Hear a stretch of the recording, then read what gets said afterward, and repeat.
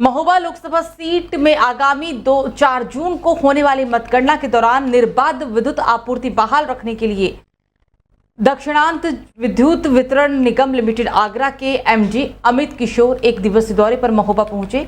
DM, SP सहित विभागीय अधिकारियों के साथ करीब 1 घंटे की महत्वपूर्ण बैठक कर मतगणना के दौरान निर्बाध विद्युत आपूर्ति सुनिश्चित करने के निर्देश भी दिए और साथ ही ग्रामीण नगरीय क्षेत्र में जर्जर ट्रांसफार्मर और विद्युत लाइनों को तत्काल बदलकर उन्हें दुरुस्त रखने के कड़े निर्देश दिए हैं।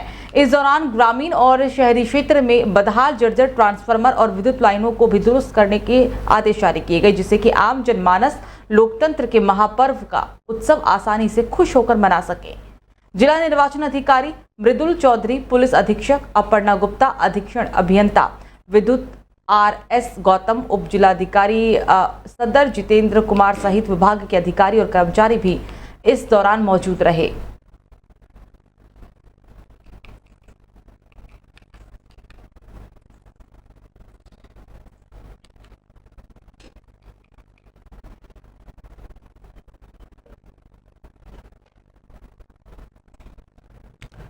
तो बीजेपी प्रत्याशी विजय दुबे ने अपनी जीत का दावा किया है। लोकसभा चुनाव और को लेकर उन्होंने 2014 और 2019 की ही तरह 2019 में भी रिपीट करने की बात कही। आरएसएसपी अध्यक्ष स्वामी प्रसाद मौर्य को 50,000 मतों से सिमटा देने की शिकस्त देने की उन्होंने बात कही और 57% मतदान होने पर ऐतिहासिक जीत का दावा किया। दरअसल योगी आदित्यनाथ के वो काफी करीबी माने जाते हैं। उन्होंने बीजेपी के टिकट पर कुशीनगर से 2019 में लोकसभा का चुनाव लड़ा था और जीत भी दर्ज की थी। इनकी पत्नी का नाम रंजना दुबे है और जो 2010 से 2015 तक खड्डा की ब्लॉक प्रमुख भी रही है। 2007 से सपा सरकार ने योगी आदित्यनाथ को गिरफ्तार भी कर लिया था, तो विजय दुबे ने ही काफी विरोध प्रदर्शन किए थे, जिसके बाद उन पर मुकदमे भी दर्ज किए गए थे। इसके बाद आसपास के क्षेत्रों में इनकी काफी लोकप्रियता भी बढ़ गई थी। हालांकि 2009 में बीजेपी ने उन्हें कुशीनगर संसदीय क्षेत्र से लोकसभा उम्मीदवार घोषित किया था, लेकिन यहां उनकी हार हो गई थी।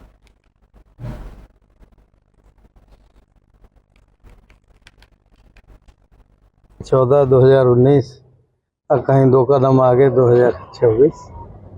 स्वामी बीच में आए थे और एक समीकरण बनाने की कोशिश की थी, कितना सफल हुए उसमें? हमें लग रहा है कि स्वामी 50,000 में सिमट गए। मुकाबला किससे मांग रहा है? मुकाबला तो है ही नहीं, लेकिन कोई तो दूसरा रहेगा। मुकाबला नहीं है। बहुत बढ़िया से 8। तो यूपी के बलिया जिले के विकास खंड को लेकर अब आपको बता दें कि इस दौरान मुरली छपरा के मठ धज्जूगिरी गांव के मतदाताओं ने मतदान का बहिष्कार कर दिया है।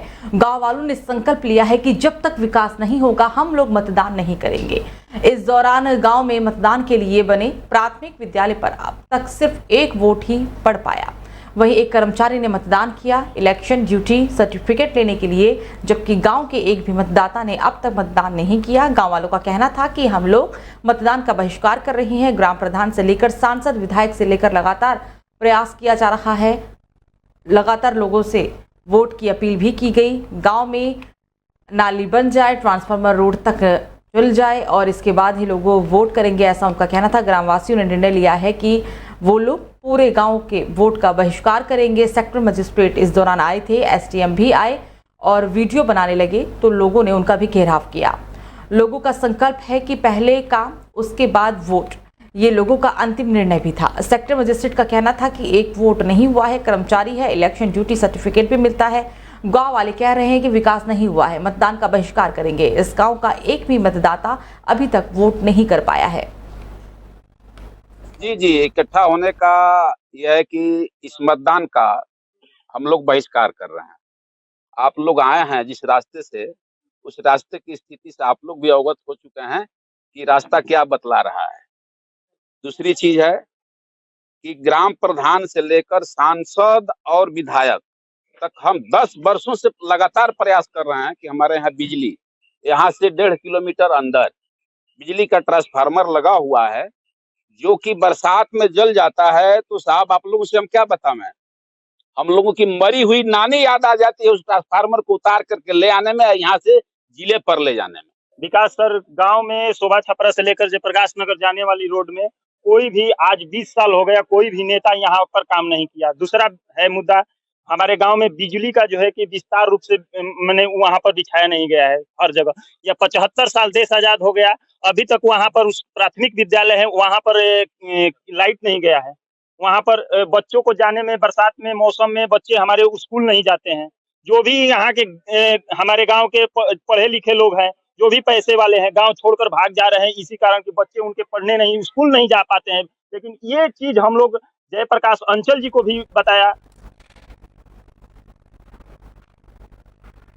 तो दिल्ली लखनऊ नेशनल हाईवे किनारे संचालित हवेली रेस्टोरेंट में पीसीएस अफसर को परोसी गई कड़ाही पनीर में हड्डी निकलने पर हंगामा हो गया। मतगणना ड्यूटी पर उड़ीसा जाने के लिए निकले उत्तराखंड में तैनात पीसीएस अफसर की सूचना पर स्थानीय प्रशासनिक अफसरों ने भी खलबली मच गई। बता दें कि आनंद फानन में मंडी धनौरा के एसडीएम और खाद्य सुरक्षा विभाग की टीम मौके पर पहुंची। खाने का सैंपल लेकर रेस्टोरेंट को सील कर दिया गया। तो उधर रेस्टोरेंट प्रबंधन ने माना है कि स्टाफ की चूक की वजह से ऐसा हुआ है, इसकी जांच की जाएगी। आपको बता दें कि रेस्टोरेंट पूर्व सांसद हरीश नागपाल का है और इसका संचालन लीज पर हसनपुर निवासी पंकज भारद्वाज और 3 दूसरे पार्टनर कर रहे हैं।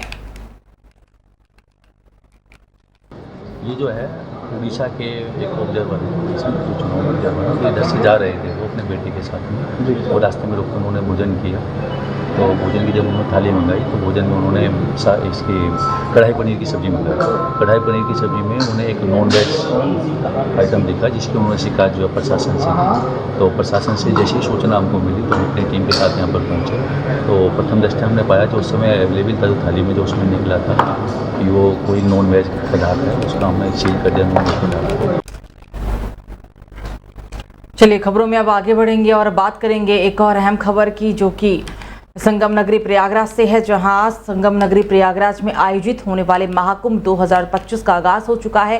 पर्यटन विभाग की ओर से गुप्त मीटिंग भी की गई, जिसमें जोर दिया गया कि ज्यादा से ज्यादा पर्यटक महाकुंभ मेले में किस प्रकार से पहुंचे, इस पर विस्तृत चर्चा की जाए।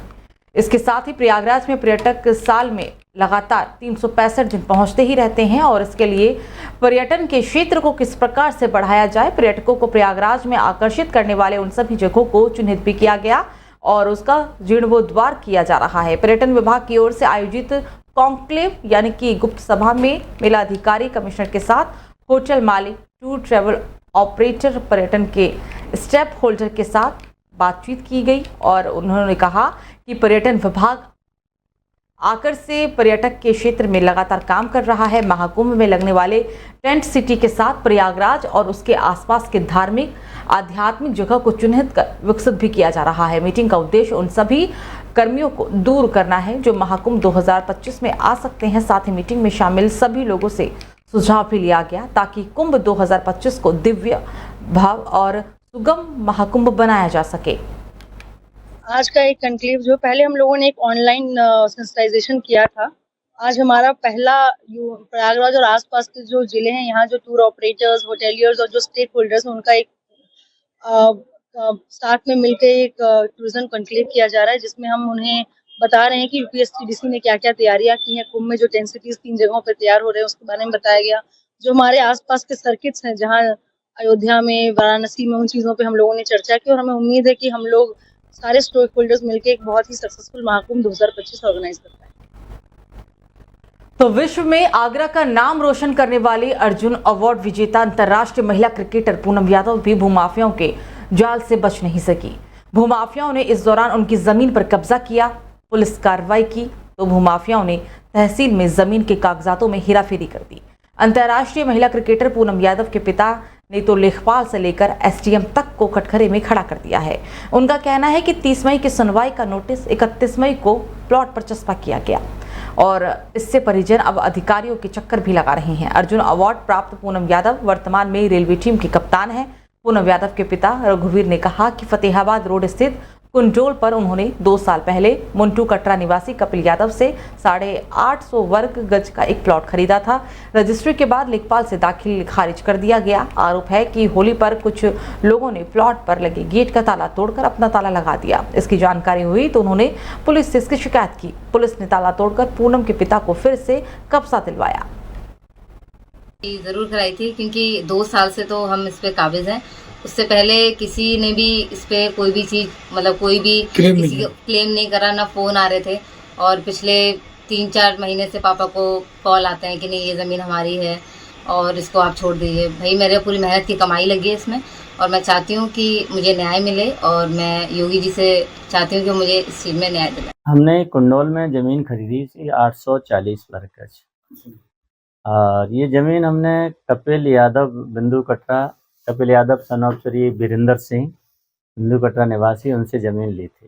किसके नाम खरीदी? ये ज़मीन हमने अपनी बेटी इंटरनेशनल क्रिकेटर पूनम यादव उनके नाम से ये ज़मीन ली थी और ज़मीन हमने ली तब से बाकायदा हम काबिज़ हैं। उस पर जो है गेट लगा हुआ है, बाउंड्री है, ताला लगा हुआ है।